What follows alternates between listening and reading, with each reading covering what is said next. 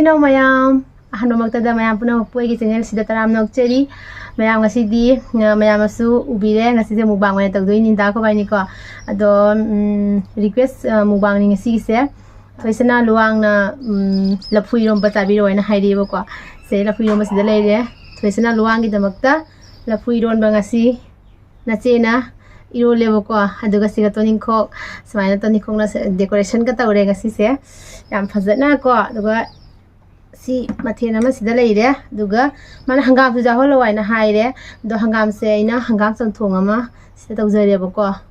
aduga atai di sida bora leire jenam nakupi gi bora ko adu sondana omelette leire thangalaga yangal fazana udramal mayam sida bora leire aduga omelette leire aduga sika thumjakpi ngari ama leire se Thumjakpi ngari se yam saningi se Durga Puja mamandagi request torokpani kuira ba request ne ko ado handak somu han ningchang lei aduga asiga kotna bagi leire ko kotnam haitare hoi ngasi kotnam se khujam amni ko mayam asa thabi leire thabi se hoji dum khai duine ko thabi leire aduga asidana kai thabi leire se kai thabi ko aduga sigi kaino sigi fadigom se aina ko na mayam jeng halaga half kena ko khoi jungi fadigom ne ko mayam samaina chawre ko fadigom se da siga thange ko tum soida rasi ada se fadigom se kaino da half ke ko lafu iro ma da half toini duga se hangam ko nam gi hangam su leire aduga ko nam da yawi se toning khok su yawre ko aduga se kaiba si se mayang ma to ne ba ko da manipuri si se mayang to nan hai bane ba ko do sisu ko nam ni sisu ko laga sa du ne ijam pa me ba ko nam si yam bane ngasi aduga khwaidagi special ma ko ngasi gi se ye si kaino se akhoi gi jongsang ma pan do ko jongsang ma pan leire aluga aduga siga umorok ma leire ko umorok se khatang ni soi gane na sa gi bagi do se ngari leire aduga si melak tro bani si me laga tawra ge ba koi ta thabi ji soi dara sira thabi se soi dara ge ko aduga fadigom ju soi dara ga na sida khatang hapo aduga lafu yo ma ju khatang hapo ngasigi lafu iromba dei hangam chamthong asi sigi request se kuire ba ko thoisana luang na haira pase kuire da sabiro waina ado pharaga meita ta na salak ta bane ba ko aduga gi nahansu aina aigi sana gi aina video ma sengi ba to ai earring ga necklace ka gi aduga sima yam saur he thoisana na ko jite aigi keno di sembi rakte mubang ai to biro habi to birakte na ko ado ina usine jam kan hai bagi ngasi gi mukbang se ai tokjare pane ko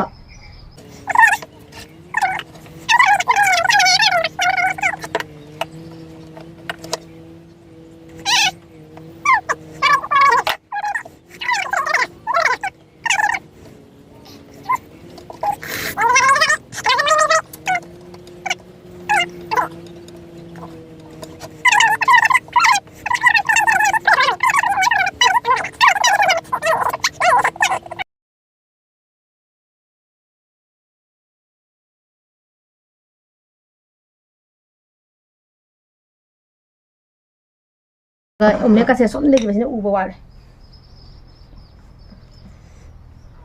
Iromba se hana laukhat lage arani lapu iromba se nang gya page inauna lafu iromba request ro ko da lafu se hana sa dai ni ko naw gi damak ta ngasi semjarak pa mukbang ne ba doi laukhat lage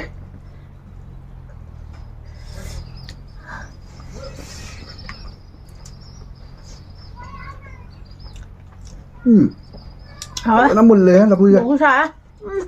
là vui cũng mình vậy chứ này đó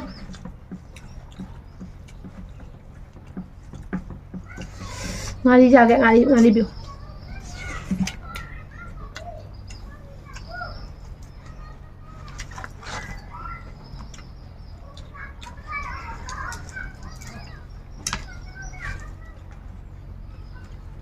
chắc chắn như là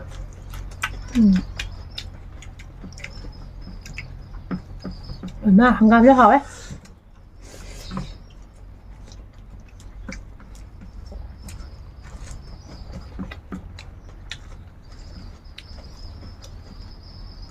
em thu thập ngay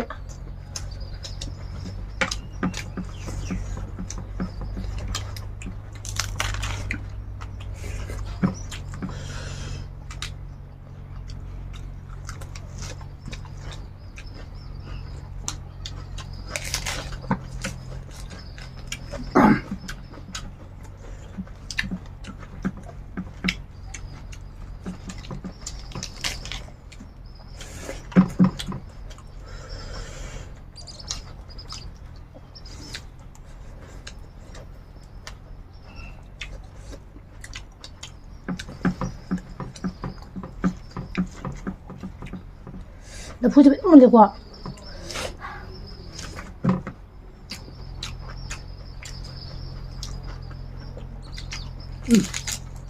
Bữa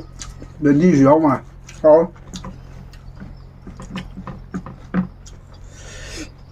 이리 와봐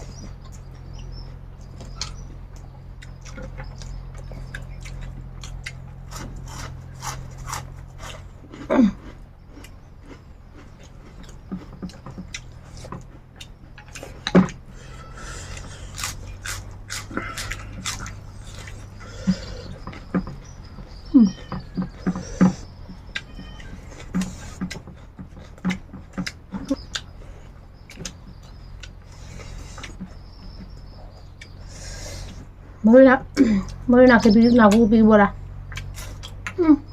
어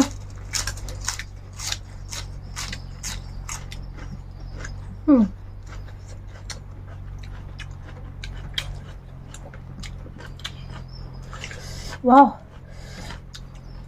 우후 그래 나 한번 먹고 또 하나 가자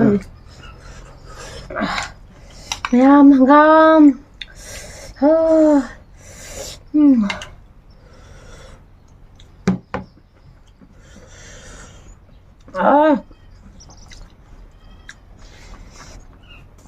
고문 남았다 왜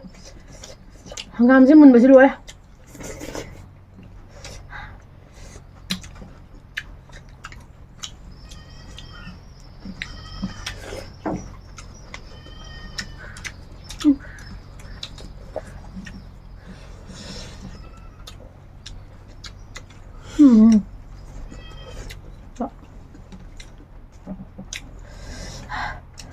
chính vì cái nó gỗ tạo cái chai này chai chưa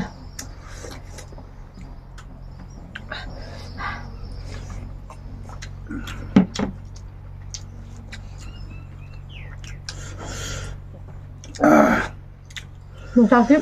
pan mệt bạ quá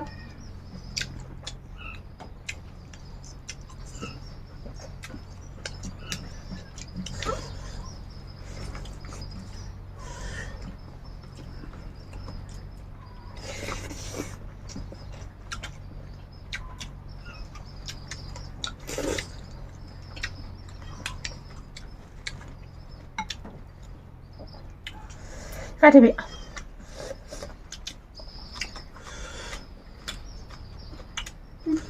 đó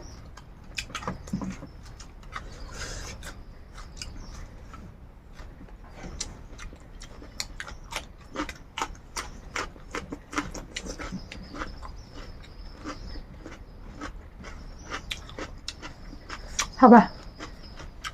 cô ta không ăn cái gì Wangan kami kasi wangan gitu deh. Aku wangan lagi mati nanti lo siang marawa.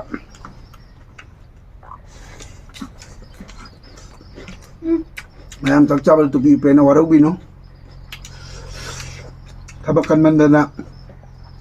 Jingkada rang kawan ng haudara.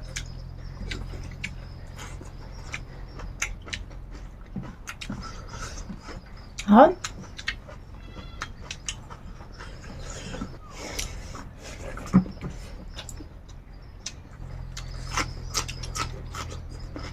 Mày ăn con làm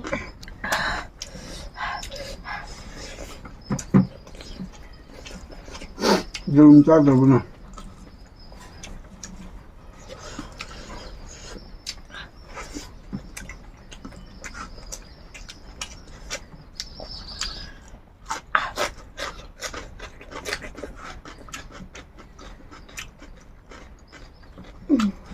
ใกล้ทะเบีย อ๋อ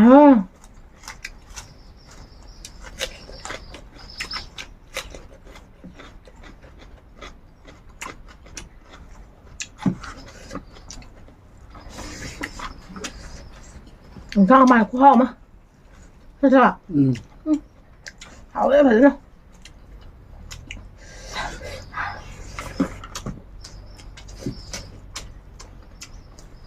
นุ่มเลยเดียว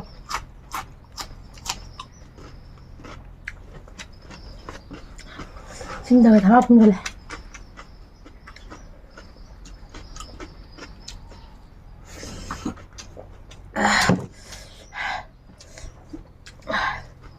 뭐야 다 뜨거워.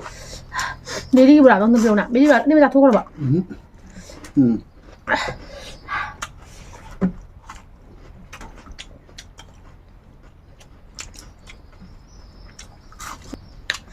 내리기 보라 그래.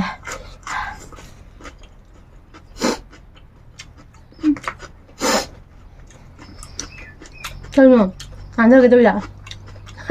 안 달라가도. Ngon đưa anh.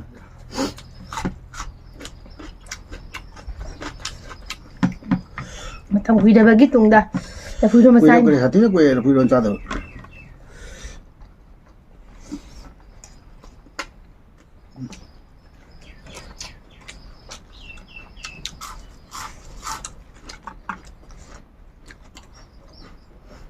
Xin một quạt lại kìa. Mà khăn chuyện này lỗi ra tôi nhìn là gì?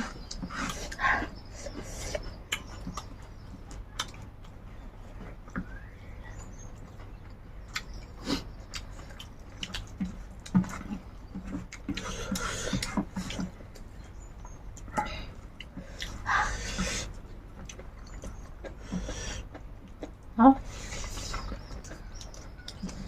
Đưa mà không Ôi. Mà đi dùng kia pam đấy đi dùng em pam.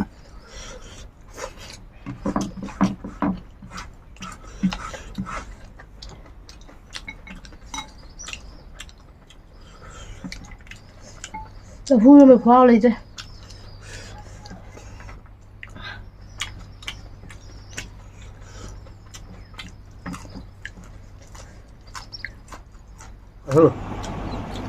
Cái hoa hai cơ mà. Cũng ngon.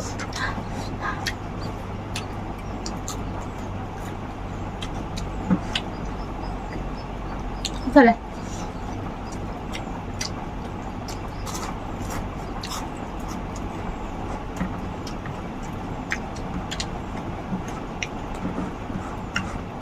Làm tôi nên không mana sẽ có đâm sau của. Làm hơi bao nhiêu sang rồi chú nhá. Làm hơi bạn.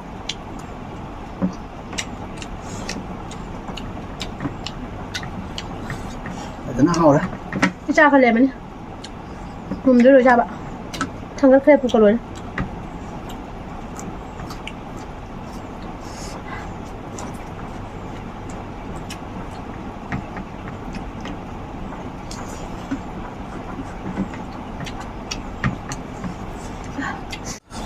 Làm sao rồi thuốc cái đấy? Mẹ mày sao cái thằng gì mẹ?แต่เราต้องเรียบอะว่าเรียบกว่ามันใช้ตะกี้บุบางให้ตรงนั้นไปนะมันเห็นมันก็จะชุ่มเสียมากกว่าเดิมซาเซว่าที่ไหนเนี่ยซาเซไปซาบังมันเรียบอะ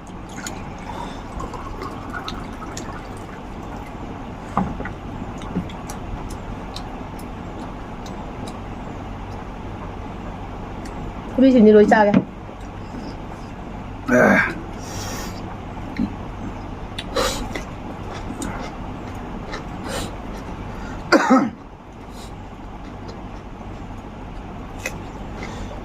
Em xoay xí dầu là tí rồi nó sắp bây giờ đấy cho nào thân bút thân là tí rồi nó còn nữa bút trên là bút thân là tí thabí nó cái đầu đuôi nó ngari nó cái đầu đuôi nó thân bút thân là tí nó tra nó nào trả sơ luôn ấy đi ai ha rồi à ấy đi quăng cái lẽ sẽ table gì thằng âm đó bani table sẽ thiêng nghe gì ra gì vậy nó sabiu là có tiêu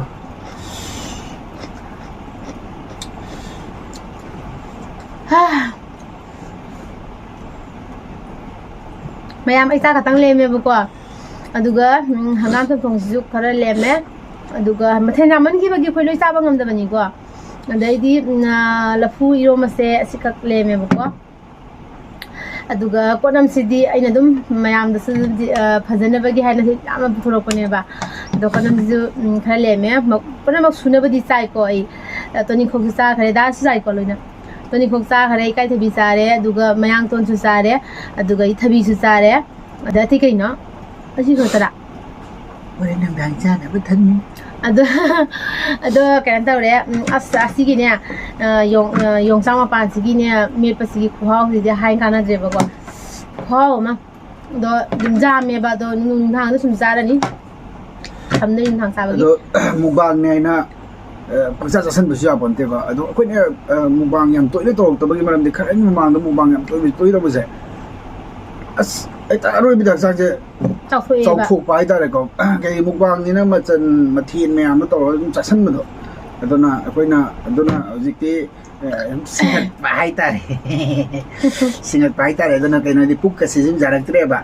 khoi gi sum kai no ma chale ba mi ma jal tre ba te ke hari na nang hai la khang da hai ba khang de Ate di kiri mo hai. Real na kaya chasan ba? Ate di mehaw daw. Ay ba dun sa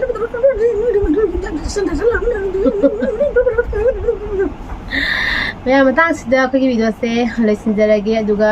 mathang next video da mayam nungai video ma galene dana da ko mulak jarage diga sigo dege tata bye bye And subscribe to Kau Biganu. kau biganu Bye bye. bye bye